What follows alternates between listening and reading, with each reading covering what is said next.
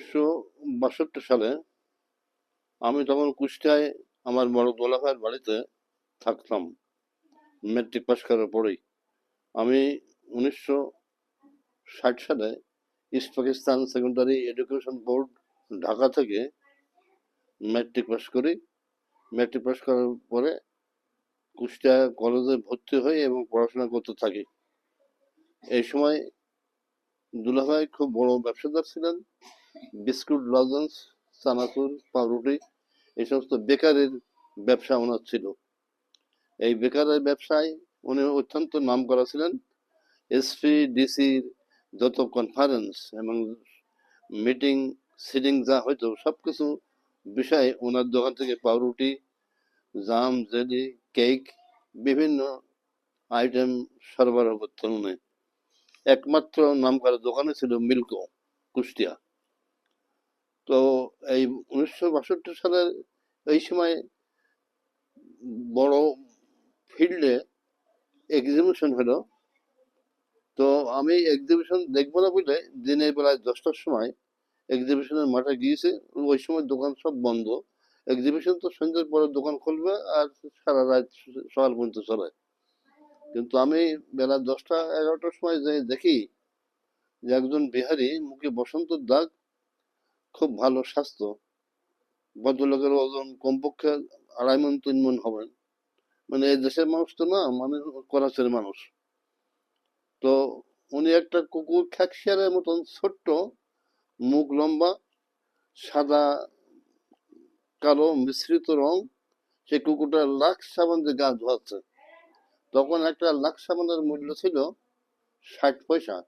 আর আমরা চাকরি করতাম না, আমরা ক্যামেল মার্কার সাবান ব্যবহার করতাম, যার দাম ছিল 3.5 আনা। তো আমি ওই লোকটাকে অত দামি সাবান দিয়ে গোসল করানো দেখে জিজ্ঞাসা করলাম, মুখের দিকে চেহারার দিকে তাকিয়ে দেখলে লোকটা উর্দু ভাষী হবে, বাংলা ভাষী নয়। তাই আমি তাকে জিজ্ঞেস করলাম যে ক্যা ভাইয়া, आपका कुत्ता का इतना प्यार से नहाता है, क्या कीमत उसका अंदर में है? तो ওই লোকটা ठक করে আমার মুখের দিকে তাকিয়ে বললে, हाँ हाँ जरूर, कीमत तो जरूर है, अगर हम नहाना खत्म करे तो तस्दीक करे। এই কথা বলার পরে গোসল সমাপনান্তে গা তোয়ালে দিয়ে মুছে পরিষ্কার করে একটা টেবিলের উপর তুলে দিল।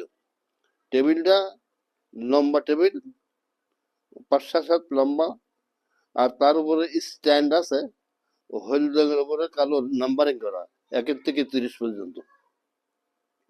तो भद्रलोक बोलो तो कुत्ता का हम कराची से 30,000 रुपए जगह खरीद किया है। तो मैं क्यों अपना इतना भाव से खरीद किया है?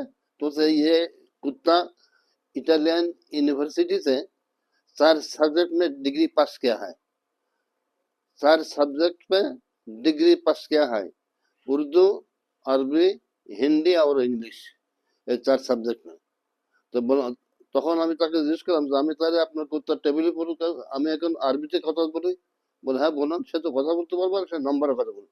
তা আমি বললাম প্রথমে আর বা, তখন ও কুকুরটাকে কাছে টেনে নিয়ে কান ধরে বললে আর বা, ये अरेबियन लैंग्वेज है, उर्दू में 4 बोलता है, इंग्लिश में 4 कहता है, हिंदी में 4 बोलता है। तो तुम जितना टेबिल पर जितना नंबर है उससे अरबा अलग करो। সে তখন ওই কুকুর ছেড়ে দেওয়ার পরে ও আস্তে আস্তে নম্বর দিক তাকে দেখতে লাগলো। দেখতে যেটা 4 আছে সে 4টা কামড়ে নিয়ে এসে আলাদা করে দেখাইলো আমাদের। আমরা সবাই দেখলাম যে হ্যাঁ 4 ঠিকই নিয়ে আসে। তারপরে আবার 4 নম্বরটা সেই টেবিলে সাজিয়ে রাখলো।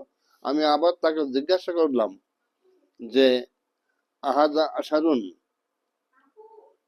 तो बोलते ये भी अरबियन लैंग्वेज है, अहादा अशरुन। तो हिंदी उर्दू में 11 बोलता है, हिंदी में 11 बोलता है, इंग्लिश में 11 कहता है। तो टेबल पर जितना नंबर है उससे तुम अहादा अशरुन अलग करो। যে বললো তখন ওই 10 কামড়ি নিয়ে আসলে রাখলো, আর তার পাশে 1 নিয়ে এসে রেখে দিল, 11। এইভাবে তাকে বিভিন্ন পর্যায়ে পরীক্ষা নিরীক্ষা করার পরে কিছুতেই তাকে ঠকানো গেল না।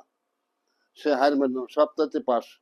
তারপরে প্রায় 60-70টা রুমাল ওই টেবিলের উপর ছিটি দিল। ছিটি দিয়ে ওকে দূরে সরে রেখে চোখ ঢুকে রাখলো। আর একটা লক্ষ্য বললো যে তুমি রোয়াল একটা হাত দিয়ে ছুঁয়ে দাও। এই রুমালটা হাত দিয়ে ছুঁয়ে দেওয়ার পরে ও চোখ খুলে দিলে, যে বললো যে इतना रुमाल का अंदर में वो आदमी जो शख्स है, वो शख्स जो जिसको छुआ है वो रुमाल का तुम अलग करो। তখন ও শুকতে শুকতে শুকতে শুকতে আমরা তাকিয়ে রয়েছি রুমালের দিকে, ঠিক যে জায়গায় হাত দিয়েছে রুমালের গায়ে সেই জায়গায় কামড়ি ধরে তুললো, তুলে আবার ছেড়ে দিল, ছেড়ে দিয়ে আবার ভালোভাবে চেক টেক করে শুকে শুকে শুকে শুকে ঠিক সেই রুমালটা আলাদা করে এইভাবে দিল। এইভাবে আলাদা করে দেওয়ার পরে তখন আমরা সবাই আশ্চর্য হয়ে গেলাম যে তাই তো, একটা পশু জিনিস তার এত ক্ষমতা আর এত টাকা দিয়ে। সেই সময় 30,000 টাকার দাম 1962 সালে, তখন এক বস্তা সিমেন্টের দাম ছিল 3 টাকা 4 আনা। আর সেই সময় সে 30,000 টাকা দিয়ে নিয়েছে। আচ্ছা, আমি যখন ওই লোকটার সঙ্গে উর্দুই কথা বলতে লাগলাম, এই উর্দুই কথা বলতে শিখে বাঙালির লোক বহুত ওই খেলা দেখে জমে গেল। তারা মনে করলো যে এও বিহারি, এ ছেলেটাও বিহারি আর ও বিহারি। কিন্তু আসলে আমি তো বাঙালি, কিন্তু আমার ক্লাসে যেহেতু আমার উর্দু ছিল, পার্সি ছিল, আরবি ছিল, পাকিস্তান এমন আমার যে ছেলেরা ছিল, সেদিন আমি উর্দু আর বিহারির ভিতরে থাকতাম। উর্দুর সঙ্গে থেকে মিশে নামাজ কালাম পড়াতাম, সবকিছু করতাম, কেন আমি তো ম্যাট্রিক পাস করার পরে গিয়েছে ওখানে। সেই জন্যে সে লোক, সাধারণ লোকজন সকলেই আমাকে বিহারি মনে করে ফেললো। যাই হোক, পরে এই কুকুরের বিষয় আলাপ আলোচনা করে দেখা গেল যে সে এই এত দাম দিয়ে কুকুর কেনার অর্থ হলো যে ইটালি বিশ্ববিদ্যালয় থেকে সে এই 4টে বিষয়ের উপরে ডিগ্রি পাস করেছে, বিএ পাস করেছে। তো এই জন্য কুকুর পশু, পৃথিবীর যত পশু জীব জানোয়ারের শিক্ষা কেন্দ্র হলো ইটালি ইউনিভার্সিটি, ইটালি বিশ্ববিদ্যালয় ওই পশু শিক্ষা সেন্টার ওখানে। তো দেখলাম যে হ্যাঁ, সত্যি বিষয়টা খুব আশ্চর্যজনক। আমরা সকলে এই বিষয়টা শুনে খুব আশ্চর্যান্বিত হলাম।